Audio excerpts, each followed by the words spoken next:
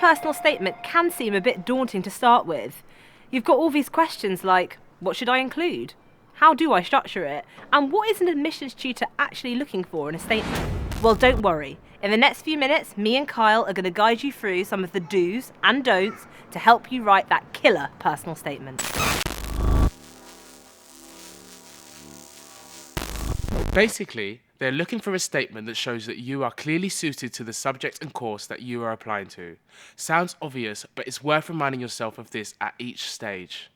They want to see evidence of your passion for the subject, but don't just tell them you're passionate. Anyone can do that.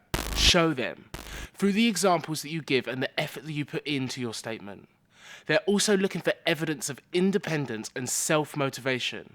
Have you developed your knowledge of the subject outside of your school or college curriculum? Finally, the single most important element for admissions tutors is a paragraph of in-depth research about a specific topic related to your subject.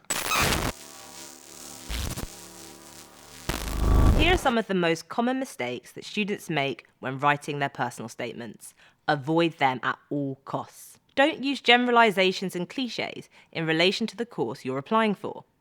It's easy to say you're excited and enthusiastic, but it doesn't mean anything unless you back it up with hard evidence. Show, don't tell.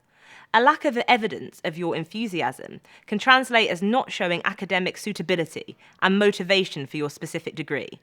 Just listing your wider experiences, such as further reading and work experience, doesn't show you've analysed, developed, or reflected on them. Avoid just listing things. Qualify them. Show that you've thought about how they relate to the course you want to do. Don't overemphasise extracurricular activities. They are the least important part of your statement. Make sure the tone of your statement is appropriate and that your spelling and grammar are correct. There's no excuse for poor spelling. Admissions tutors look for roughly the same elements in a personal statement, regardless of which university they're from. We recommend breaking your statement down into 4 sections or paragraphs. This is about why you want to study your chosen subject. It should be an academic reason, so highlight 1 or 2 key skills that are needed for this subject and give evidence of where you've used those skills in your recent studies or experience. An in-depth paragraph about a topic that you've done some independent research on. Making the effort to explore and discover a specific area helps to show your interest and drive to study your chosen subject. Choose a subject that interests you. Do some wider reading and research and summarise your findings. Include some reflection on what you've learnt or what surprised you. This is the section that will most impress an admissions tutor, so it's definitely worth spending more of your time on it. Highlight any activities you've done that are related to your course, like a university lecture or work experience. It's important to go into some detail about the key things you've learned and what insights you've taken away from these activities. This should be the shortest section because it's the least relevant to your course. List a few extracurricular activities and highlight the key transferable skills that you've developed as a result, such as organisation, teamwork, or time management.